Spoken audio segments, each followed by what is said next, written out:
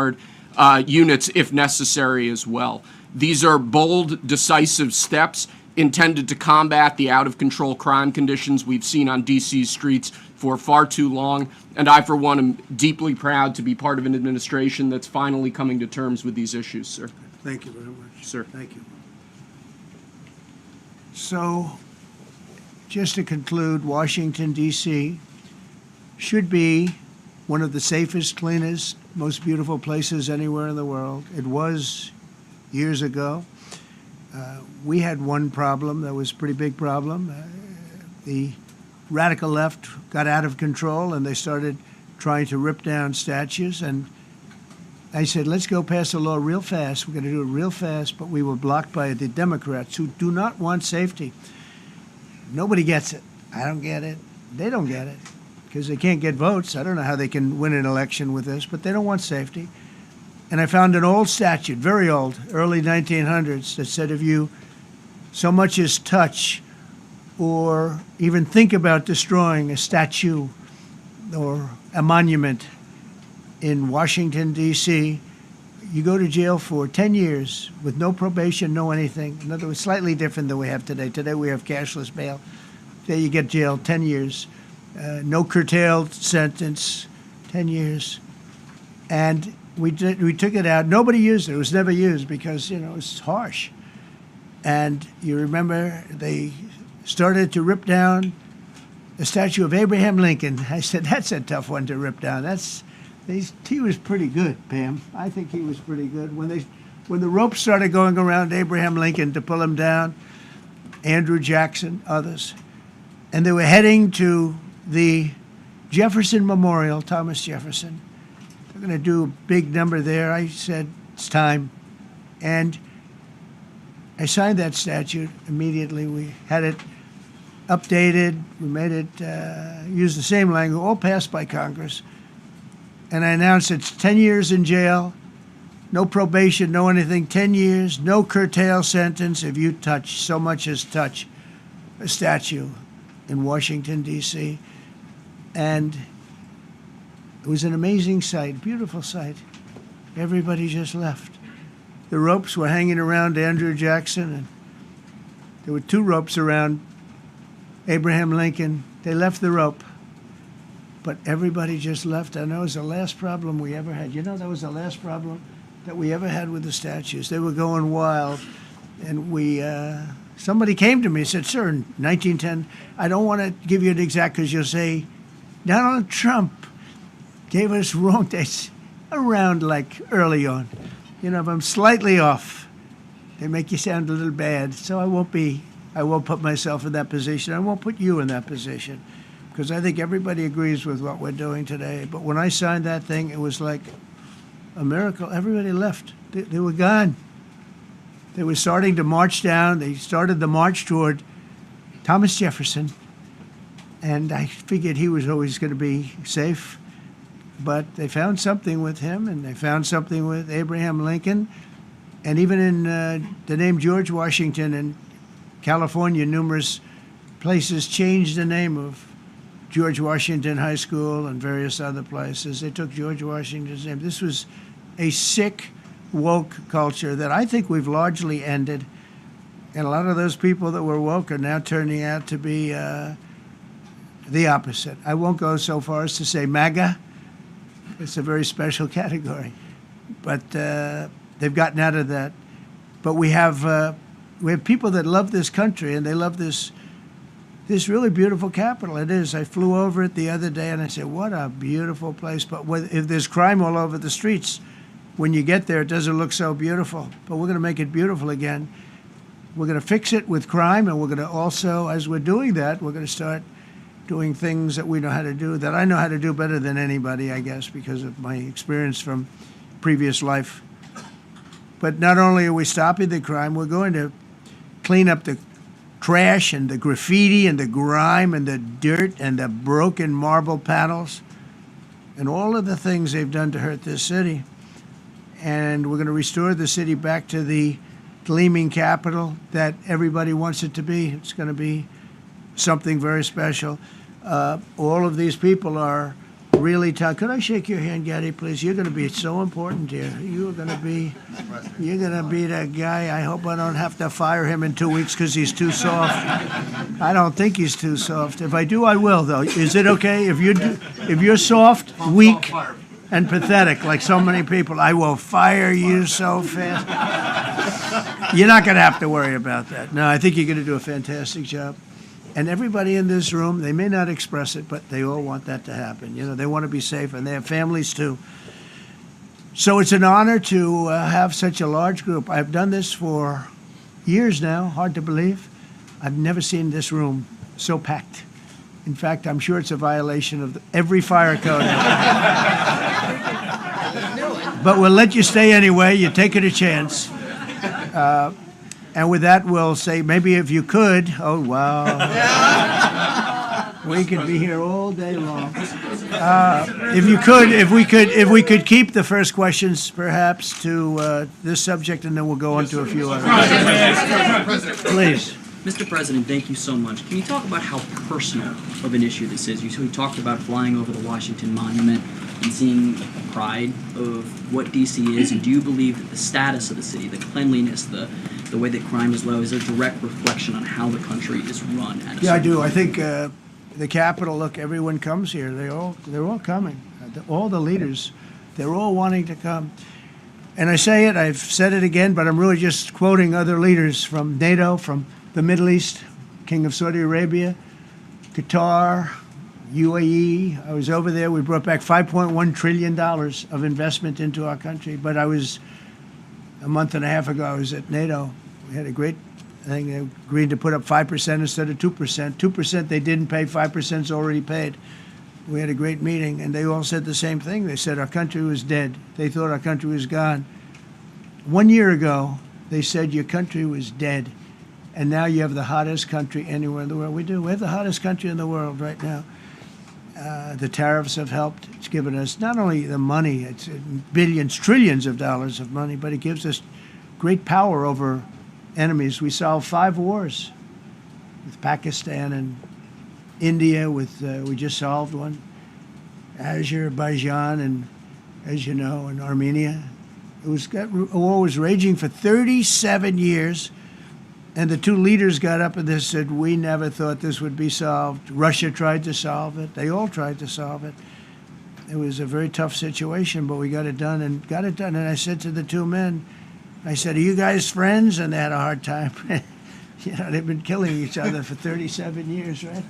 One was there 5 years, one was there for 22 years. He said, my whole life I've been fighting this war, and you got it solved. But we did many of those. We did in the Congo and Rwanda. That's been going on for 30 years. 8 to 9 million people killed that they know of, but it was raging, and we got that solved. We got a lot of them done. It's a great honor. But you want to have, when they come, the leaders come to our country to sign documents that the war is over or whatever, or for other reasons. They come for trade. And you want them to come through so beautifully. You ride down those roads, everything should be perfect. You shouldn't have medians falling down into the roadway. Median, you know, the metal things that are always, somebody had a great lobbyist, because I've never seen them look good. I've been looking at those things with the little, right? They're always broken and bad, but here they're really bad. And we're going to either put new or fix it. And it's not expensive. It's not really expensive. And we're going to fix our roads a little bit. We're going to clean up our sidewalks. You have countries where every Saturday the people go out and they wash their sidewalks in front of their stores or their houses. They scrub their sidewalks. So we aren't quite at that level yet, I don't think. Gaddy, we're not quite there yet, but maybe we will. They go out and they scrub. I think it's so beautiful to hear that and to see those stories. But we're going to make it clean. But just to finish with your question, it's a very, very strong reflection of our country. And when they see a bad city, you know, my father always used to tell me, I had a wonderful father, very smart, and he used to say, son, when you walk into a restaurant and you see a dirty front door, don't go in, because if the front door is dirty, the kitchen's dirty also. Same thing with the capital. If our capital's dirty, our whole country is dirty, and they don't respect us. So it's a very good question, Mr. actually. President, Brian, sorry. Question for you on the specific issue. Do you expect more cities to follow DC's path if this goes through? So the idea is that Chicago, LA, San Francisco, would they expect similar action what we've seen in DC? And the other question, sir, there's reporting that the administration is going to reclassify marijuana. Would that send mixed messages that if marijuana is okay, some drugs are okay, but we're trying to clean up crime? How do they go hand in hand? We're only looking at that. That's early, but somebody reported it, which is fine. We're looking at it. Some people like it. Some people hate it. Some people hate the whole concept of marijuana because if it does bad for the children, it does bad for people that are older than children. But we're looking at reclassification, and we'll make a determination over the next few weeks. And that determination hopefully will be the right one. It's a very complicated subject, the subject of marijuana. I've heard great things having to do with medical, and I've had bad things having to do with just about everything else. But medical and, for pain and various things, I've heard some pretty good things. But for other things, I've heard some pretty bad things. The other part of your question, I mean, we're just going to see what happens with it all. We're going to have a tremendous success in what we're doing. Other cities are hopefully watching this. They're all watching, just like everyone's watching here. They're all watching, and maybe they'll clean up, and maybe they'll do this and get rid of the cashless bail thing and all of the things that caused the problem. I mean, if you go back, this whole thing with cashless bail is a disaster. So many problems came that we never had before. So they're watching us today, and if they don't learn their lesson, if they haven't studied us properly, because we're going to be very successful. I have zero doubt about that. It's going to be. It's a question of will it be really fast, like the border. Everyone said, they used to say, Biden used to say, I need legislation. I didn't get any legislation. I called up our people, and we did a great job. Tom Homan was great. As you know, our secretary did a great job. They did a great job. There's no games. They didn't play games. And we're going to have the same thing here. But then I'm going to look at New York in a little while. Let's do this. Let's do this together. Let's see. It's going to go pretty quickly. And if we need to, we're going to do the same thing in Chicago, which is a disaster. We have a mayor there who's totally incompetent. He's an incompetent man. And we have an incompetent governor there. Pritzker's an incompetent. His family threw him out of the business, and he ran for governor. And now I understand he wants to be president. But I noticed he lost a little weight, so maybe he has a chance. You never know what happens. But Pritzker's a gross incompetent guy, thrown out of the family business. But when I look at Chicago and I look at L.A., if we didn't go to L.A. 3 months ago, L.A. would be burning like the part that didn't burn. If he would have allowed the water to come down, which I told him about in my first term, I said, you're going to have problems. Let it come down. We actually sent in our military to have the water come down into L.A. They still didn't want it to come down after the fires.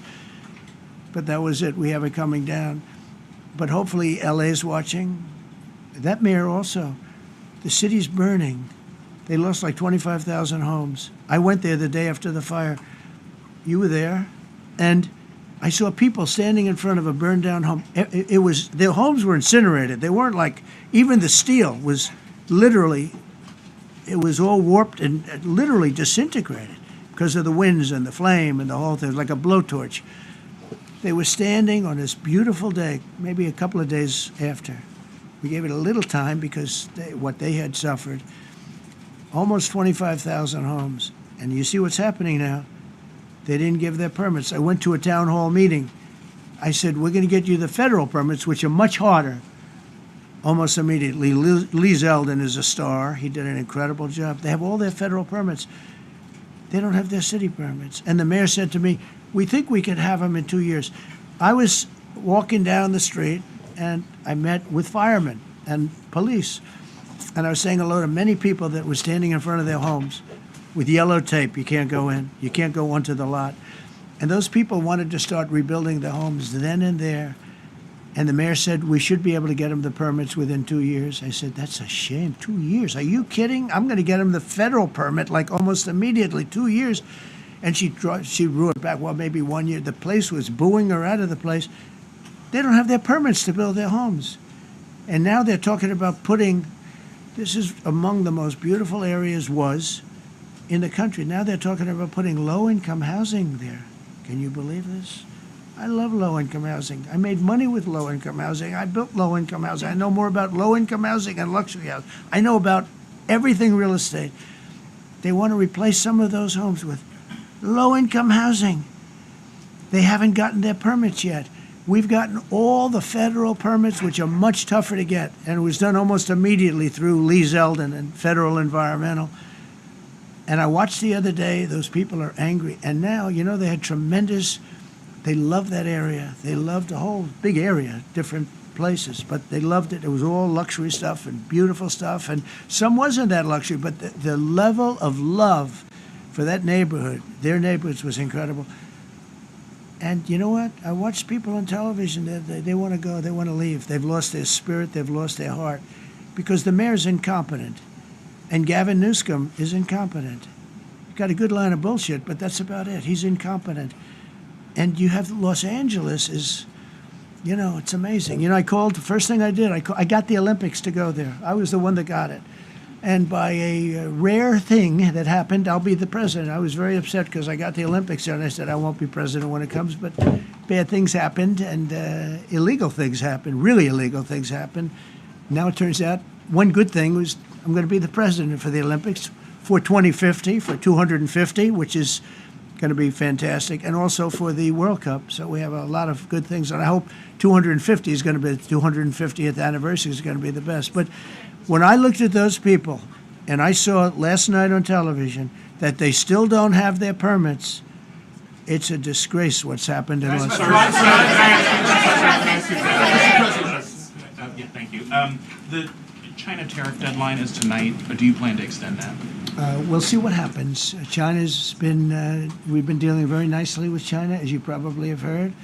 They have tremendous tariffs that they're paying to the United States of America. And we'll see what happens. They've been dealing quite nicely. The relationship is very good with President Xi and myself. President, you mentioned your upcoming meeting with President Putin. Can you tell us what you hope to get out of that and whether you'll consider inviting President Zelensky to join? So you have to understand, this is a war that should have never happened. This is a war that wouldn't have happened if I were president. It would have never happened. It was the apple of his eye. I got along very well with President Putin. But if you look, under President Bush, they took a lot of territory. Under President Obama, they took a lot of territory. Under Biden, they essentially took the whole thing. It's just a question of time. Under Trump, you know what they took? Nothing.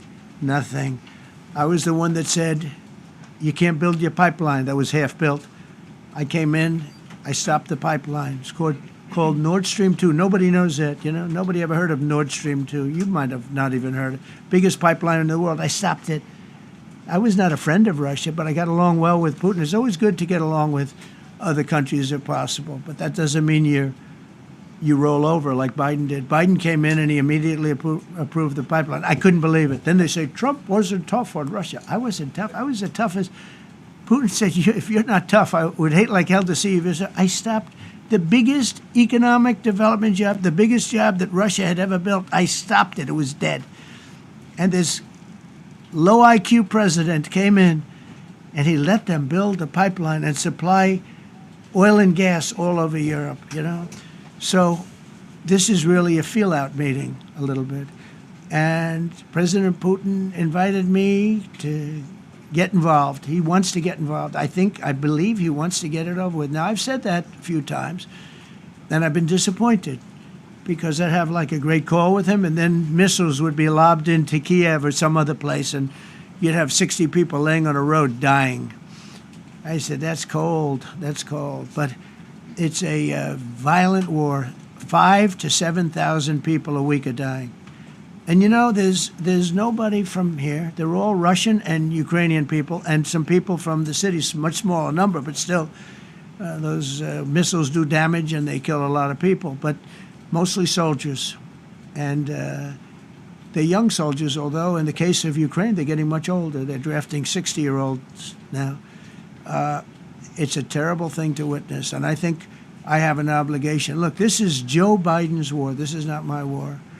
I made a deal with NATO a month ago. You covered it very accurately, actually. We don't pay anything anymore. We're not paying anything. They are buying things from us, and NATO is paying us. I got it raised from 2% of GDP to 5%. And they're paying us for everything that we send. We're not paying. But Biden approved $350 billion. Europe has spent $100 billion. The money that's been spent and the death is incredible. It's the worst thing that's happened, by far the worst that's happened since World War II. So I'm going in to speak to Vladimir Putin. And I'm going to be telling him, you got to end this war. You got to end it. And he wasn't going to mess with me. This war would have never happened.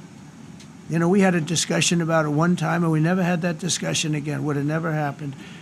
And when the election was rigged, and then Biden took office, which was barely took office, the auto pen took office, bad things started happening. Bad things, stupid things were said.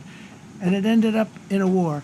And and I don't believe this will happen anymore because I have that pretty well covered. This could end up in a third world war. This could have been a third world war. I don't think that's going to happen now. But I thought it was very respectful that the president of Russia is coming to our country as opposed to us going to his country or even a third party place. But I think we'll have constructive conversations. Then after that meeting, immediately, maybe as I'm flying out, maybe as I'm leaving the room, I'll be calling the European leaders who I get along with very well. And, I have a great relationship, I think, with all of them. And I get along with Zelensky, but, I disagree with what he's done. Very, very severely disagree. This is a war that should have never happened, wouldn't have happened. But I'll be speaking to Zelensky. The next meeting will be with Zelensky and Putin, or Zelensky and Putin and me. I'll be there if they need. But I want to have a meeting set up between the two leaders. I was a little bothered by the fact that Zelensky was saying, well, I have to get constitutional approval. I mean, he's got approval to go into war and kill everybody, but he needs approval to do a land swap because there'll be some land swapping going on. I know that through Russia and through conversations with everybody for the good of Ukraine. Good stuff, not bad stuff. Also, some bad stuff for both. So there's good and there's bad. But it's very complex because you have lines that are very uneven. And there'll be some swapping. There'll be some changes in land. And the word that they will use is, they make changes. We're going to change the lines, the battle lines. Russia's occupied a big portion of Ukraine. They've occupied some very prime territory. We're going to try and get some of that territory back for Ukraine. But they've taken some very prime territory. They've taken largely ocean, in real estate we call it oceanfront property. That's always the most valuable property. If you're in a lake, a river, or an ocean, it's always the best property. Well, Ukraine, a lot of people don't know that Ukraine was largely 1,000 miles of ocean. That's gone. Other than one small area, Odessa, it's a small area. There's just a little bit of water left. So I'm going to go and see the parameters. Now, I may leave and say, good luck, and that'll be the end. I may say this is not going to be settled. I mean, there are those that believe that Putin wanted all of Ukraine. I happen to be one of them, by the way. I think if it weren't for me, he would not be even talking to anybody else right now.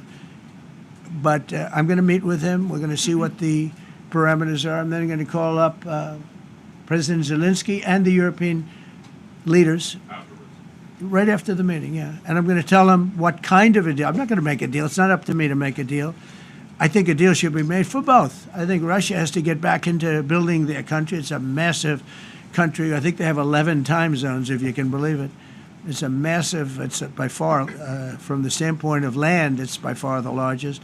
They have tremendous potential in Russia to do well. They're not doing well. Their economy is not doing well right now because it's been very well disturbed by this. It doesn't help when the President of the United States tells their largest or second largest oil buyer that we're putting a 50% tariff on you if you buy oil from Russia. That was a big blow.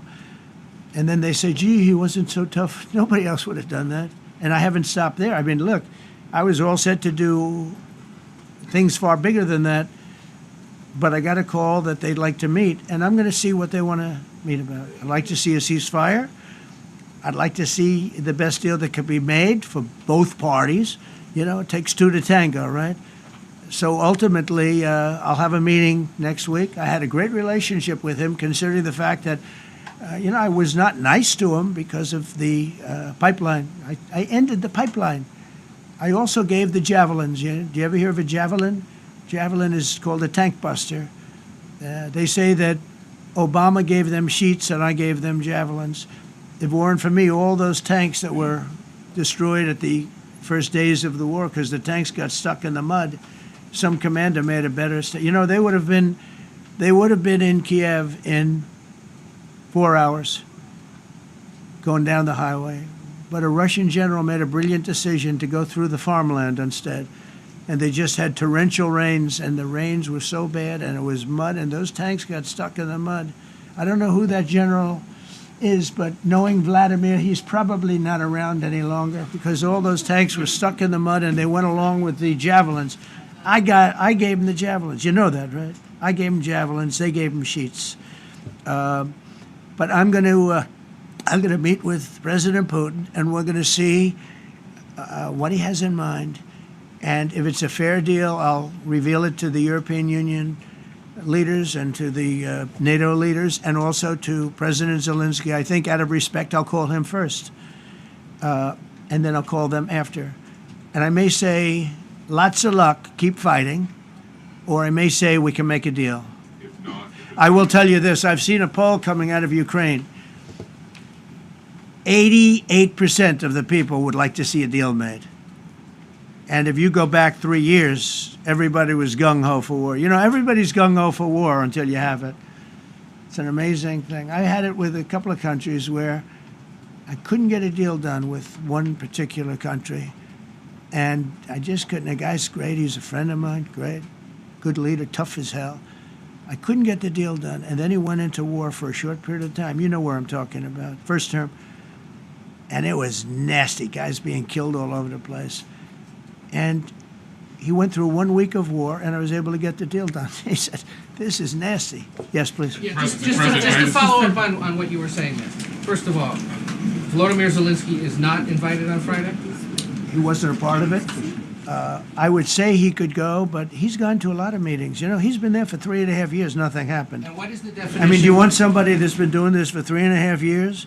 What's the definition of a good deal? I'll tell you after I hear what the deal is. I was gonna ask Because you- there could be many definitions. You're talking about a very large and complex situation. Now, I tell you, the war that I just settled with Azerbaijan and with, as you know, in Armenia was almost as complex as this one, having to do with routes, Successful trade. meeting on Friday with Vladimir Putin. Well, we're going to have a meeting with Vladimir Putin, and at the end of that meeting, probably in the first 2 minutes, I'll know exactly whether or not a deal can be How will you made. know that? Because that's what I do. I make deals.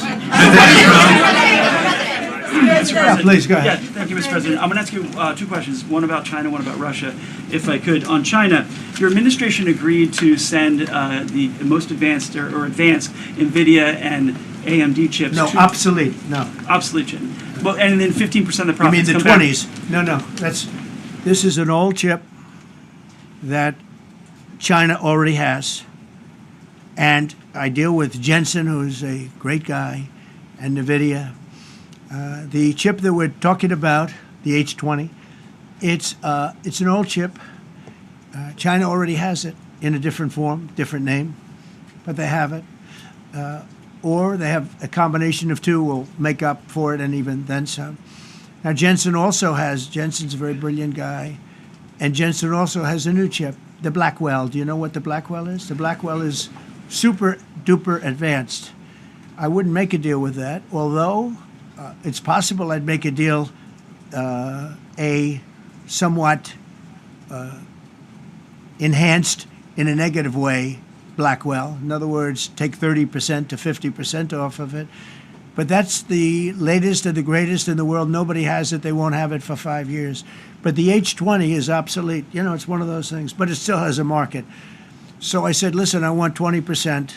if I'm going to approve this for you, for the country, for our country, for the U.S. I don't want it myself. You know, every time I say like 747, I want, yeah, for the Air Force. So I just wanted. So when I say I want 20, I want for the country. I only care about the country. I don't care about myself. And he said, would you make it 15? So we negotiated a little deal. So he's selling a essentially old chip that Huawei has a similar chip, a chip that does the same thing. And I said, good, if I'm going to give it to you, because they have a, they have a stopper, what we call a stopper, not allowed to do it.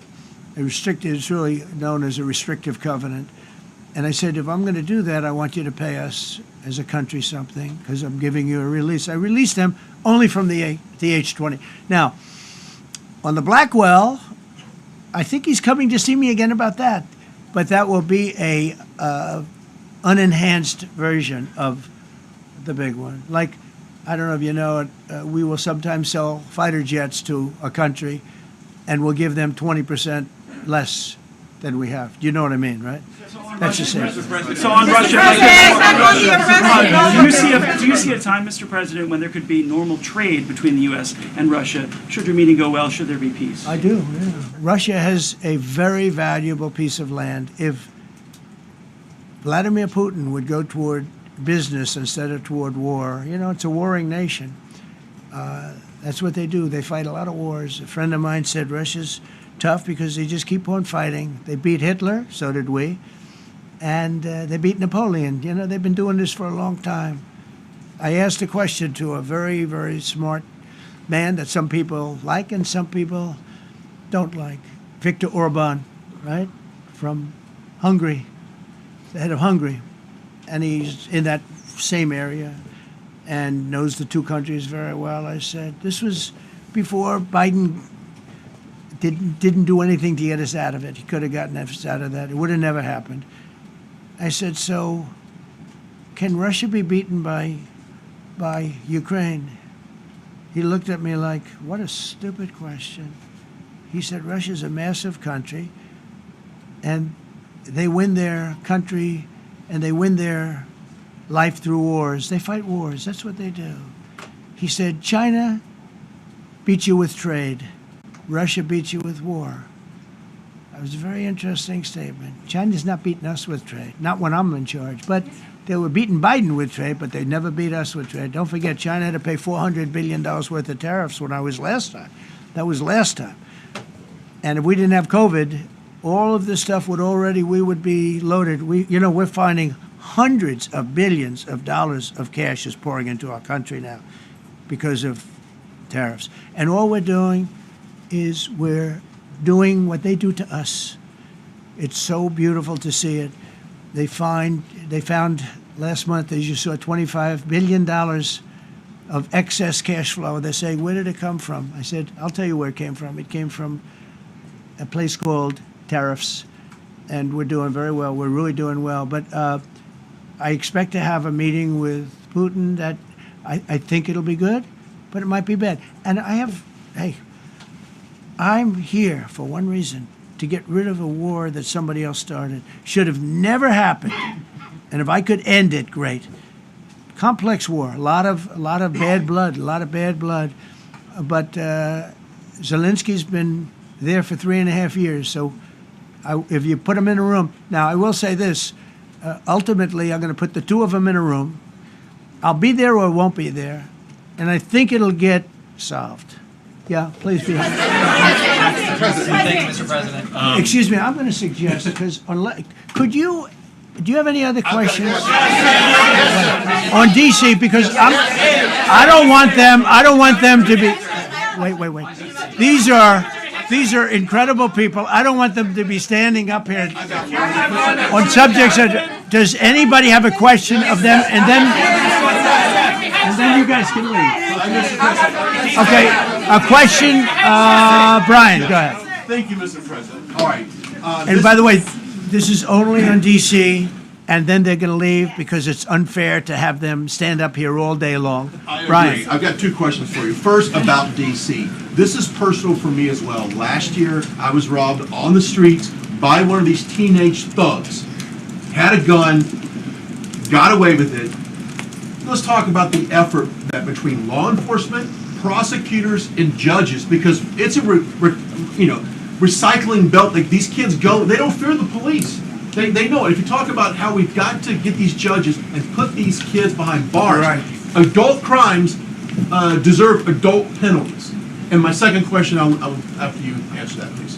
You want me to answer? Or whoever wants to take it. Okay, it's real. Do you want me to answer it? Here's the problem. Assuming that they're 17 years, older than 17 years old, I can get the case. If they're under 18 years of age, I can only get the case if it's murder, rob one, rape, or even if they shoot a gun but don't kill you, I can't get it. So the law has to be changed. As the president said, cashless bail. That has to be changed. All right, then even assuming I get the case, I get jurisdiction, I get a conviction, the D.C. Council has given the judges the ability to give probation on shootings. And so then it's up to them. All of these things, the Youth Rehabilitation Incarceration Reduction Act, and now they want to seal records. So if we work hard, we get a conviction, they want to wipe it out. So that needs all to be changed. Okay, Mr. Question. Pam, would you answer that also? Yeah, and just back to that topic, let's be clear though, we're going to charge them and we're going to track every single thing they do throughout every step of the court process and report back to you and let all of you know what's happening to them, because the people who are prosecuting them, the judges who are trying them, they also need to be held accountable. Mr. President, you also made the comment. You made the comment when you walked out here. This is the most people we've ever seen in this briefing. I've never seen ever, right? I've never seen any. Where's Caroline? Where's my superstar? Caroline. Is Caroline in the back? Where's Caroline? Come here, Caroline. Come here, Caroline. Come here. Is she doing a good job, by the way? Come here, Caroline. Is this the largest crowd that you've ever seen? This is definitely the most packed briefing, and I think all of you would agree. I think it's why we need to build a ballroom. Mr. President, I have a better idea. All right, Brian, go My ahead. question is this. You're building the big, beautiful ballroom. Yeah. Could we build a big, beautiful briefing room, updated technology, No. more seats? I don't want to do that. I don't want you to be comfortable. So no, I don't want to make life comfortable. So look. Let's just do this. Let's do this. It's going to be a big thing. We're going to Russia. That's going to be a big deal. What happens, happens. I'll let you know what happens. You'll be the first to know. I'll be calling the European leaders. I'm going with totally. I mean, we have a lot of talks. They're great people. They're great leaders, actually, and they want to get back. Honestly, as one of them said, I've OD'd on trying to settle Ukraine. They've OD'd, meaning they've overdosed on the settlement of Ukraine. Not a nice expression, but boy, is it accurate. They're tired of it. They want to get back to spending money on their countries. You know, Biden gave them $350 billion. Europe gave $100 billion. It should be much more than that. Shouldn't have been that kind of, they should have had equalization, but they didn't. But you know what? Still a lot of money. They want to get back to building their own countries. They really want it resolved. My relationship with the European leaders, as you saw, is extremely good. It's perfect. It's beautiful. Wait. And we're going to try. I'll be in touch with them. I have 5 of them call me. You think it's easy? There are a lot of European leaders, but they rely on me. Very much rely on me. If it wasn't for me, this thing would never get solved until the last person breathing is dead. Would you talk to them before? Mr. Yeah, President. I did. I'm talking to them right Mr. now. President. So I'm talking to the European leaders. I'll be talking to President Zelensky. I'm going to get everybody's ideas. I go into that thing fully loaded right up there, and we're going to see what happens. Now, I think one of 2 things is going to happen. It's going to be a good meeting, and we'll go a step further. We'll get it done. I'd like to see a ceasefire very, very quickly. Very quick. I'd like to see it immediately, but I'd like to see it very quickly. And we're going to be dealing with the European leaders, and we're going to be dealing with President Zelensky, and hopefully we're going to have a great success. As far as this, what we did today, and I think you were here for D.C. more so than even Russia, because Russia will be, you know, we have a couple of days to go. But the Russia is going to be very interesting. But to me, what is very exciting, and we're going to take back our capital. We're going to make it beautiful again, but we're going to make it, more importantly, safe again. It's going to be so safe. It's going to be a model. And then we'll look at other cities also. But other cities are studying what we're doing. And you have some capable people in other cities. They can do it too. But we have a great group of professionals. We're going to have a safe, beautiful capital, and it's going to happen very quickly. Thank you all. Thank you all very much. Madam Attorney General, the Justice Department appeal the Epstein decision today, Mr. President? How long will the takeover of DC police last? We'll see you guys tomorrow. We'll have another briefing. We'll see the National Guard on their streets. All of them.